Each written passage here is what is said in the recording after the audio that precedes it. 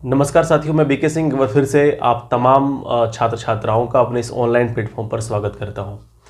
और जैसा कि आपको पहले से ज्ञात है कि आज 10वीं कक्षा का जो ये ऑनलाइन क्लास का सिलसिला है वो प्रारंभ हो रही है और यह पहला दिन है। तो सबसे पहले मैं जितने भी लोग जुड़े हुए हैं इस चैनल से सभी का हार्दिक अभिनंदन करता हूँ इस उड़ान ग्रुप ऑफ इंस्टीट्यूशन के इस ऑनलाइन प्लेटफॉर्म पर।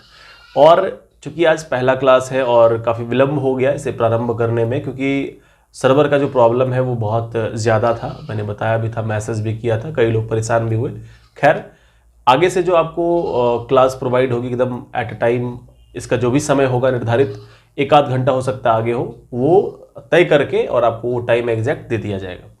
तो आज पहला दिन है और जैसा कि हमने इंट्रो में आपसे मैंने कहा था कि जो है सबसे पहले 10वीं कक्षा का गणित हम लोग पढ़ेंगे और गणित में जो सबसे पहला चैप्टर हम लोग पढ़ेंगे वो हम लोग पढ़ेंगे आज अरिथमेटिक प्रोग्रेशन यानी एपी। तो आपसे आग्रह ये है कि सबसे पहले आपने अगर पहले एपी कहीं पढ़ रखा है तो आप ये जानकारी देंगे हमें कमेंट बॉक्स में कि क्या एपी जो मैं पढ़ा रहा हूँ वो जो आप पहले पढ़े हो उससे थोड़ा अलग है, चीज़ें आपको अच्छी तरीके से समझ में आ रही है, नहीं आ रही है, ये सभी चीज़ें आप कमेंट बॉक्स में अवश्य ही लिख के देंगे। मैंने पिछले दिन भी कहा था इंट्रो में आपको कि कमेंट करके आप हमें बताओगे कि आपको कौन सा चैप्टर पढ़ना है। आप में से बहुत सारे लोगों ने नहीं बताया, ये आपकी गलती है। तो प्रयास करना कि आगे से जो मैं कहता हूँ कम से कम इतना फॉलो करो कि तुम कमेंट बॉक्स में जवाब दे पाओ कि हाँ आपको क्या, आपका डिमांड क्या है, वो हम समझ पाए। ठीक है, तो खैर विशेष बात ना करते हुए जो टॉपिक हमें स्टार्ट करनी है मैं उस टॉपिक पर आता हूँ। तो 10वीं कक्षा का जो पहला चैप्टर हम लोग पढ़ने जा रहे हैं वो एपी पढ़ेंगे, है ना। हालांकि इस क्लास को करने के लिए मैं बता दूं कि आपके पास एनसीईआरटी जो 10वां कक्षा की किताब होती है वो किताब होनी चाहिए। सबसे पहले तो अपने सामने आप 10वीं कक्षा का एनसीईआरटी किताब और एक स्पेशल कॉपी आप इस ऑनलाइन क्लास के लिए बना लो। एक कॉपी और एनसीईआरटी 10वां का जो किताब है मैथ्स का, वो दो चीज़ और कलम लेकर के अस्थाई से बैठिए, ध्यान से सुनिए और जो चीज़ मैं लिखूंगा उसे आप नोट करने का प्रयास कीजिएगा। एक बढ़िया नोट्स बनाइएगा कंप्लीट, जिसमें कि सारी बातें हो, ताकि एग्जाम टाइम में आपको विशेष रूप से ये काम आएगा, है ना।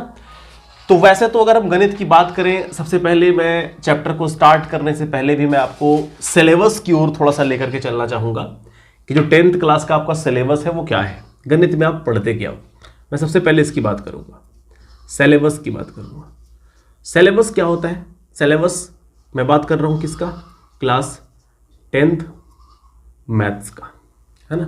क्लास 10th किस सब्जेक्ट की बात मैं कर रहा हूँ? मैथमेटिक्स की बात कर रहा हूँ, मैथ्स की, है ना। मैथ्स क्लास का जो सिलेबस है 10वीं का वो क्या है, इसको देख लेते हैं। सबसे पहला चैप्टर जो आपका है वो है वास्तविक संख्याएं। क्या है? वास्तविक संख्याएं। वास्तविक संख्याएं, इसको इंग्लिश में कहते हैं हम लोग रियल नंबर। Real number. दूसरा जो आपका है वो है बहुपद। बहुपद, इसको बोलते हैं पॉलिनोमियल्स। पॉलिनोमियल्स। तीसरा जो आपका है दो चर वाले रैखिक समीकरण। रैखिक समीकरण।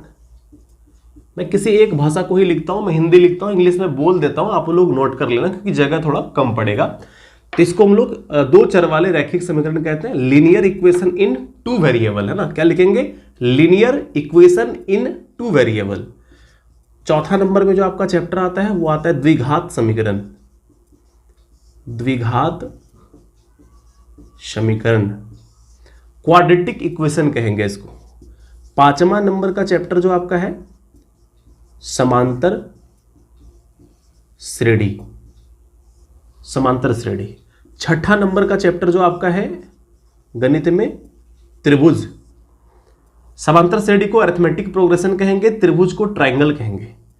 7वां नंबर का चैप्टर आपका है निर्देशांक ज्यामिति। 8वां जो चैप्टर है त्रिकोणमितीय का परिचय। इसको कोऑर्डिनेट ज्योमेट्री कहेंगे इंग्लिश में, निर्देशांक ज्यामिति को। और त्रिकोणमिति का परिचय, इंट्रोडक्शन ऑफ ट्रिगोनोमेट्री। और 9 नंबर में आपका है त्रिकोणमिति का अनुप्रयोग।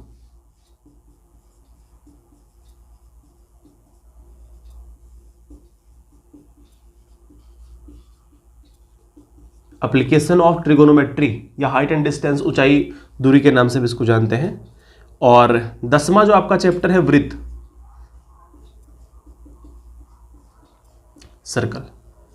11 नंबर का जो है वो है रचनाएं, कंस्ट्रक्शन। 12 नंबर का जो है आपका वृत्तों से संबंधित क्षेत्रफल, वृत्तों से संबंधित क्षेत्रफल। और 13वां नंबर है क्षेत्रफल और आयतन।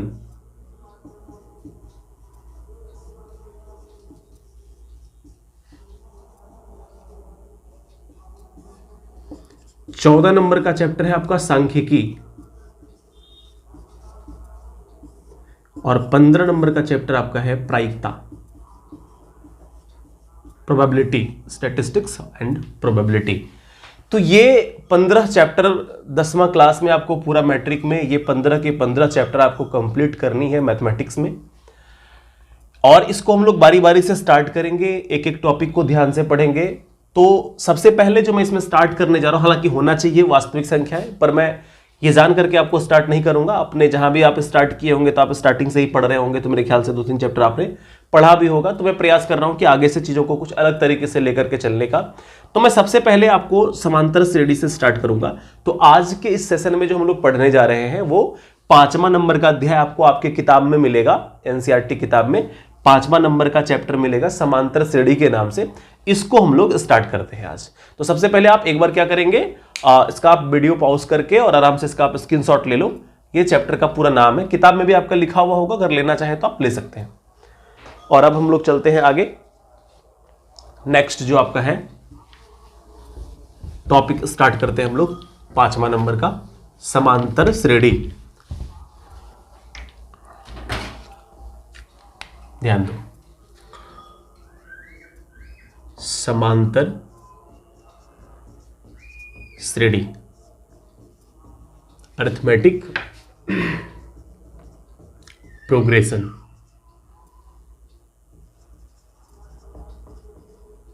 अरिथमेटिक प्रोग्रेशन, इन शॉर्ट इसे हम एपी भी कहते हैं। अरिथमेटिक प्रोग्रेशन को इन शॉर्ट में एपी कहते हैं। इस चैप्टर की भूमिका की जहां तक मैं बात करूं तो इसे एपी को जानने से पहले आपको थोड़ा सा 2 शब्द की जानकारी होनी चाहिए। एक होता है सीक्वेंस और एक होता है सीरीज। फिलहाल क्लास 10th में इस दोनों में थोड़ा सा अंतर आपको समझना पड़ेगा। इसको हम लोग कहते हैं अनुक्रम और इसको हम लोग कहते हैं श्रेणी। इस दोनों को आपको थोड़ा समझना पड़ेगा। किसे कहेंगे सीक्वेंस?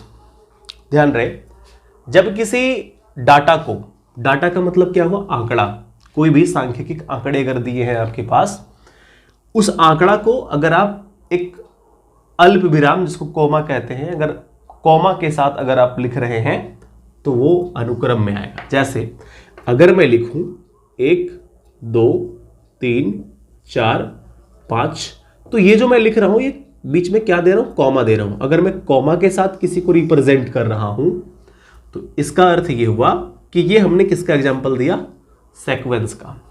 सीरीज का एग्जाम्पल क्या होगा, अगर इसी को हम प्लस या माइनस चिन्ह के द्वारा प्रदर्शित करते। जैसे अगर हम लिखते 1 + 2 - 3 + 4, सारे प्लस में हो सकता है, 1 - 1 प्लस, किसी भी तरीके से लिखो। कहने का अर्थ या तो प्लस या तो माइनस चिन्ह के द्वारा अगर आप इस चीज को लिख रहे हो तो ये क्या कहलाएगा, श्रेणी कहलाएगा। अब समझना, इन दोनों से मिलकर के एक बनता है क्या, श्रेणी बनता है। ये जो है ये श्रेणी है। और बात मैं किसका कर रहा हूं, श्रेणी का बात कर रहा हूं, श्रेणी का बात कर रहा हूं। ठीक है, बात किसका मैं कर रहा हूं, श्रेणी का बात कर रहा हूं। ध्यान से समझना, जब सीक्वेंस और सीरीज किसी विशेष नियम के साथ लिखे जाते हो जैसे यहां पे मैंने सीक्वेंस की बात किया तो ये नॉर्मली बस ऐसे हम लोगों ने लिख दिया, पर अगर एक किसी न किसी नियम का पालन करते हुए इसको लिखे, हम अगर कहें कि एक एक करके बढ़ाना है, या हम ऐसा कहें कि दो गुना होता जाएगा, एक है, एक का दो गुना दो होगा, दो का दो गुना चार होगा, चार का दो गुना आठ होगा, ऐसे हम कहें कि वो मल्टीपल होता चला जा रहा है, ये भी उसमें एक नियम लग गया। अगर हम कहते हैं एक एक बढ़ रहा है, दो दो बढ़ रहा है, वो भी एक नियम लग गया। तो जब हम अनुक्रम को किसी विशेष नियम के साथ लिखते हैं, किसी विशेष गणितीय नियम का पालन करते हुए उसको प्रदर्शित करते हैं, तो वो क्या बन जाता है, श्रेणी बन जाता है। और ये श्रेणी अलग अलग प्रकार का होता है। आइए देखते हैं श्रेणी कितने प्रकार का होता है, और हम लोग जो पढ़ रहे हैं वो क्या पढ़ रहे हैं, श्रेणी का कौन सा प्रकार पढ़ रहे हैं, है ना। जहां पर आपको जो चीज नोट करना हो, जो मैं लिख रहा हूं, कॉपी लेकर के बैठेंगे और शांतिपूर्ण तरीके से इसको आप नोट करते चले जाएंगे एक ओर से। और जहां पर मैं मिटाने लगता हूं तो पहले आप उसे पॉज करके उस चीजों को नोट कर लेंगे। ध्यान देना, श्रेणी की बात करता हूं मैं, श्रेणी की बात कर रहा हूं। श्रेणी बोले तो प्रोग्रेशन, प्रोग्रेशन इसकी बात कर रहा हूं, समझना। प्रोग्रेशन कितने प्रकार का होता है, तो पहला श्रेणी का पहला प्रकार होता है समांतर श्रेणी। कैसा श्रेणी, समांतर श्रेणी। इसको हम लोग बोलेंगे अरिथमेटिक प्रोग्रेशन, अरिथमेटिक प्रोग्रेशन, जिसको शॉर्ट में क्या कहते हैं, एपी कहते हैं। दूसरा जो होता है अरिथमेटिक प्रोग्रेशन, एक हो गया, एक होता है जियोमेट्रिक प्रोग्रेशन। क्या होगा, जियोमेट्रिक प्रोग्रेशन।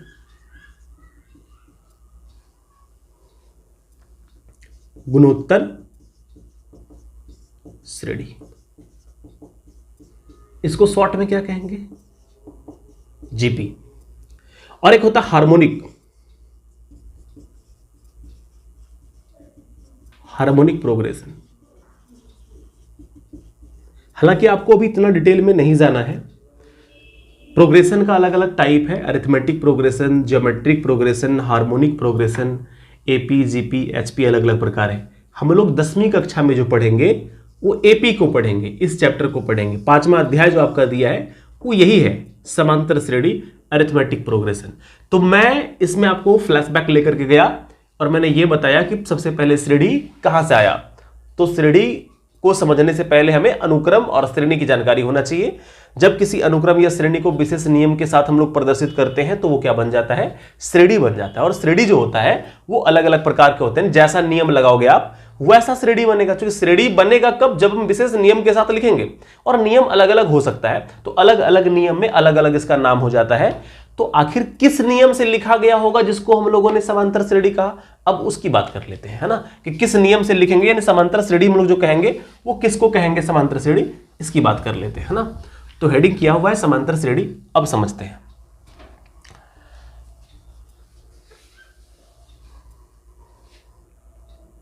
जब कोई पद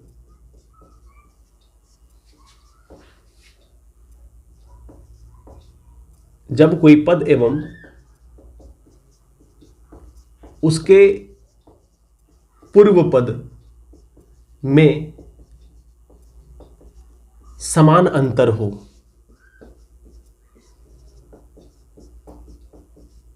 तो उसे एपी में जाना जाता है, एपी में जाना जाता है। समझना, जब कोई पद और उसके पूर्व पद, जैसे कि अगर मैं एग्जाम्पल में लिखूं 2, 4, 6, 8 ऐसे करके ये चल रहा है, तो आप देखेंगे कि 4 एक अगर पद है, इसके पूर्व पद में अंतर कितने का है, यहां से यहां तक में 2 का। इस दोनों में अंतर कितने का है, 2 का। फिर इसके अंतर में कितने का है, 2। यानी प्रत्येक पद का उसके पहले पद से जो अंतर दिख रहा है आपको, कितने कितने का अंतर दिख रहा है, 2-2 का अंतर दिख रहा है।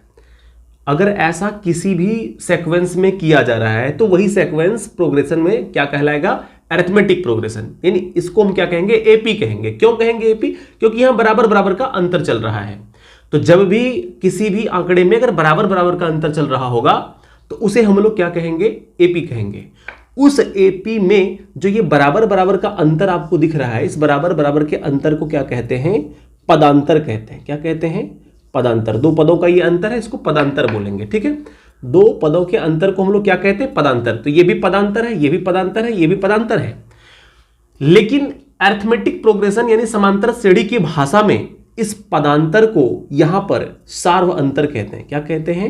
सार्व अंतर कहते हैं। सार्व अंतर बोले तो इसको इंग्लिश में क्या कहेंगे? कॉमन डिफरेंस कहेंगे। कॉमन डिफरेंस कहेंगे। कॉमन डिफरेंस को इन शॉर्ट क्या लिखते हैं? सिर्फ डी लिखते हैं। डी से इसको सूचित किया जाता है। किसको? सार्व अंतर को। तो किसी भी समांतर श्रेणी को एपी से डिनोट करेंगे। पहली बात, इसको हम एपी लिखेंगे कि ये चूंकि बराबर का अंतर है तो ये क्या है? एपी है। जो बराबर बराबर अंतर है उस अंतर को क्या कहेंगे? पदांतर कहेंगे। और इस पदांतर को ही एपी में क्या कहते हैं? सार्वंतर कहते हैं। डी से इसको सूचित करते हैं। इतना बात क्लियर हो गया होगा। अगर आपको इतनी चीजों में कोई डाउट है तो आप अभी तो क्लास कर ही रहे हो, बाद में जब ये लाइव खत्म होता है तो आप क्या करेंगे?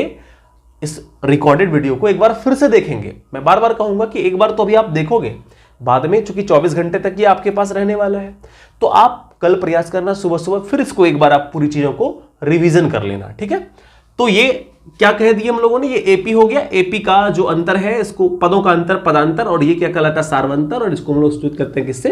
डी से। मेरे ख्याल से यहां तक क्लियर होगा। अब आगे चलते हैं, आगे क्या है इसमें, है ना? आगे देखते हैं।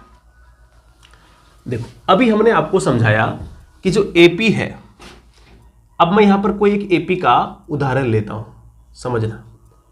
कोई एक एपी में ले रहा हूं, जैसे मैंने अभी लिया था 2, 4, 6, 8, 10। अब देखना किताब में क्या होता है, कभी कभी इसके बाद यहां पे आपको एंड सो ऑन लिखा हुआ मिलेगा और कभी कभी ये एंड सो ऑन लिखा हुआ नहीं मिलेगा। मेरे भाई, किसी भी आंकड़े को अनंत तक दिखाने के लिए 3 ही बिंदु दिए जाते हैं। याद रखना, ये गणित का नियम है। यहां पर 3 ही बिंदु देना, इसको कहते हैं एंड सो ऑन। कई लोग क्या करते हैं, कई टीचर भी करते हैं, 1 2 3 4 लिख रहा है, ऐसे करके ये अनंत तक गया। तो भाई तुम यहां से लेकर के यहां तक लाइन देकर के इसको अनंत तक नहीं दिखा सकते। अनंत तो फिर और आगे जाएगा ना, 4 5 10 बोर्ड लगाना पड़ेगा, उसमें भी अनंत नहीं मिलने वाले हैं। तो अनंत के लिए इसका क्या डेफिनेशन है, यहां पर क्या लिखते हैं? एंड सो ऑन, 3 डॉट देंगे और ये बताता है अनंत। अगर 4 डॉट दे दिए तो इसका एक्सप्लेनेशन कुछ नहीं हो सकता फिर, है ना? तो 3 ही डॉट देना चाहिए। तो अब मेरा कहना यह है कि ये 3 डॉट कहीं दिया रहेगा, कहीं नहीं दिया रहेगा। इसका अर्थ क्या है? इसका अर्थ ही अब ये हमें समझाता है कि इसका मतलब एपी भी अलग अलग प्रकार का होता है। टाइप ऑफ एपी की बात कर लेते हैं। टाइप ऑफ एपी, इसको हिंदी में अगर हम कहें तो समांतर श्रेणी का प्रकार, यानी एपी का प्रकार, एपी के प्रकार की बात हम कर रहे हैं। एपी का पहला प्रकार जो होता है वो होता है फिनाइट एपी। फिनाइट एपी, इसको बोलते हैं परिमित एपी। हिंदी में क्या बोलेंगे? परिमित एपी। और दूसरा जो होता है इसको बोलते हैं इनफिनाइट, इनफिनाइट एपी, यानी अपरिमित एपी, अपरिमित एपी। अब थोड़ा ध्यान देना, समझने वाली बात यहां पर क्या है। परिमित एपी का मतलब क्या हुआ? जिस एपी के पदों की संख्या परिमित हो, जिस एपी के पदों की संख्या परिमित हो, क्या कहेंगे? परिमित एपी कहेंगे। जिस एपी के पदों की संख्या परिमित हो। परिमित हो का मतलब निश्चित हो। क्या कहेंगे? निश्चित हो, निश्चित हो। जैसे 1 3 5 7, आपको बोलेंगे कि एक एपी हमने लिखा है 1 3 5 7, आपको बोलेंगे बताओ इसमें कैगो पद है, तो 1 2 3 4 पद आप कह देंगे, इसमें 4 पद है। इसका मतलब पदों की संख्या परिमित है, निकाल सकते हैं, निश्चित है, 4 है, ये 5 नहीं हो सकता, ये 3 नहीं हो सकता, इतना ही रहेगा। तो ये परिमित हुआ। अच्छा, अपरिमित किसको कहेंगे? जस्ट इसका उल्टा। जिस एपी में पदों की संख्या परिमित या निश्चित न हो, जिसमें कि पदों की संख्या परिमित या निश्चित नहीं है। जैसे 1 3 5 7, इसके बाद लगा दिए एंड सो ऑन। मतलब यह हुआ कि आगे 9 11 13, ये अनंत तक इन्फिनाइट सिंबल दे दिया, आगे ये आते रहेगा, अनंत तक ये चलेगा। तो क्या इसकी पदों की संख्या निश्चित है? हम कह सकते हैं कि इसमें 4 पद है? नहीं, आगे 9 आएगा तो 5 पद हो जाएगा, 11 आएगा तो 6 पद हो जाएगा। तो कितने पद होंगे ये निश्चित नहीं है। इसमें इन्फिनाइट का चिन्ह लिखने का भी तरीका होता है। याद रखना, गणित में कुछ चीजें जो मैं आपको साइड से बता रहा हूं बहुत इंपॉर्टेंट होता है। अगर इतना सब चीज आप अपने अंदर छाप लोगे भाई, तो गणित के लिए कहीं ना कहीं तुम यूनिक हो जाओगे। तो ये जो इन्फिनाइट लिखते हैं, इसका लिखने का तरीका है, इधर वाला ये छोटा होता है और इधर वाला ये बड़ा होता है। किताब में जाकर के भी आप देख लेंगे, इधर कई लोग ऐसे लिख देता है, ये इन्फिनाइट नहीं होता मेरे भाई, गलत होता। जल्दी में आप लिख तो देते हो पर ये गलत होता। तो इधर वाला छोटा और इधर वाला बड़ा, ये होता इन्फिनाइट, याद रखना। तो ये इन्फिनाइट का मतलब वो ये चीजें आगे एंड सो ऑन यानी अनंत तक चलती रहेंगी। एक बात डाटा और याद रख लेना, कभी कभी ऑब्जेक्टिव में क्वेश्चन देखने को मिलता है कि परिमित एपी जो है, परिमित एपी का अंतिम पद होता है, परिमित एपी का अंतिम पद होता है, लेकिन अपरिमित एपी का कोई अंतिम पद नहीं होता। यहां पर आप देख लो, अंतिम पद 7 है, इसका क्या कोई अंतिम पद है?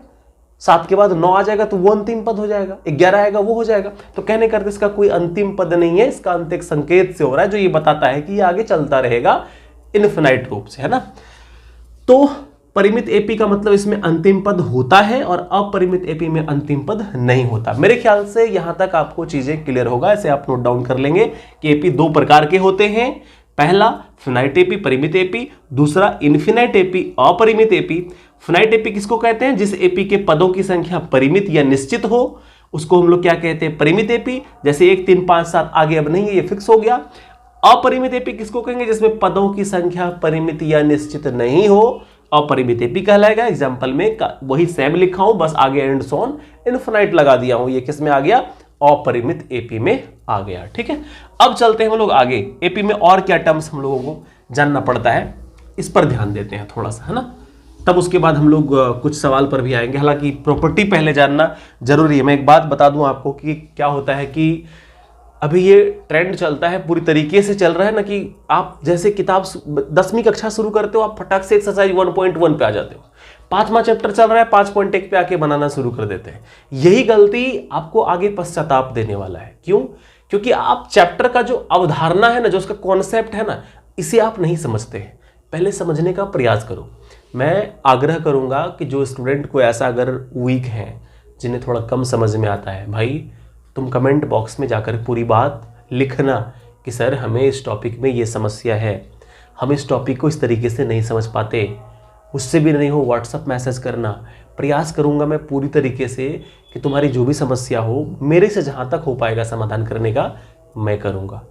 तो तुम ईमानदारी से अभी देख लो आराम से क्लास, और आगे फिर कमेंट बॉक्स में जाके कमेंट करना कि हाँ क्या क्या समझ आया, क्या क्या समझ अच्छा लगे तो वो भी बताना कि हाँ सर काफ़ी अच्छा लगा, समझ में आया। ना आए तो वो भी बताना, ठीक है। अगर तुम ऐसा करते रहोगे ना, तो अंत तक में तुम्हारी पूरी गणित बहुत अच्छी हो जाएगी और तुम पूरी गणित पढ़ लोगे। नहीं तो बस यूं ही अगर तुम्हें आना है 10 मिनट 5 मिनट देखना है, निकलना है, इसका कोई फायदा नहीं है। फिर टाइम को किल ना करें। आप ऑफलाइन जहाँ पढ़ रहे हैं वहाँ पढ़ें, कोई आवश्यकता नहीं है। मैं भी वही पढ़ा रहा हूँ, बस मेरा तरीका थोड़ा अलग हो सकता है। जहाँ आप पढ़ते होंगे उनका तरीका अलग हो सकता है। ये भी हो सकता है उनका तरीका अच्छा हो, मेरा तरीका अच्छा ना हो, तो कुछ भी संभव है। इसलिए जो भी पढ़ो ध्यान से पढ़ो, है ना, और कंसंट्रेट रहो पूरी तरीके से, अच्छी तरीके से, है ना। और जहां डाउट हो उसे कमेंट बॉक्स में आप लिखें उस चीज को। चलिए, तो अब मैं बात कर लेता हूं कि मैं एपी का यहां पर एग्जांपल लेता हूं फिर से।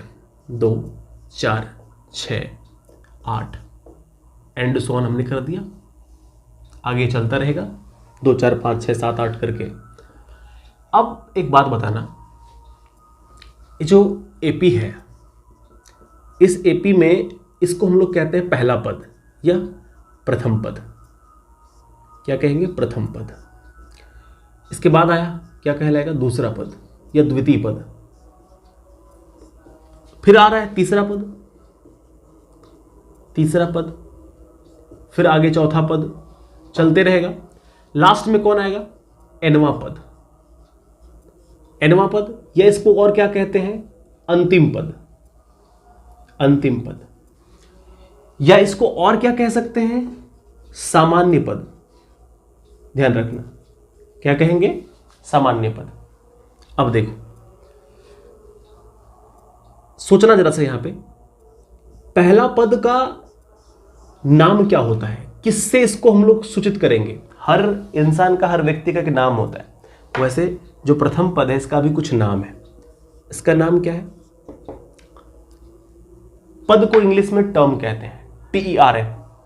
तो प्रथम पद को T1 कहते हैं, दूसरा पद T2, आगे T3, और ऐसे करके एनवा पद को TN कहेंगे, अंतिम पद को TN कहेंगे, सामान्य पद को TN कहेंगे। कई किताबों में ये हम लोग बनाते हैं, इसको T1 ना लिख के A1 लिखते हैं, A2 लिखते हैं, A3 लिखते हैं, ऐसे करके, और अंतिम पद को AN लिखते हैं। ठीक है, प्रथम पद का नाम तो A1 हो गया या तो T1 हो गया, पर प्रथम पद होता क्या है? कुछ भी मानो। अगर प्रथम पद हम मान ले A है, तो तुम बताओ द्वितीय पद क्या होगा? जो ये A है 2, ये 2 इसमें भी है, लेकिन इस 2 के अलावा यहां कुछ जुटा है। क्या जुटा है? इस दोनों पद के बीच का जो अंतर है ना 2, ये 2 उठ करके यहां जुटा है। तो जब ये जुटेगा तो ये 2 और 2 क्या हो जाएगा? 4 हो जाएगा ना।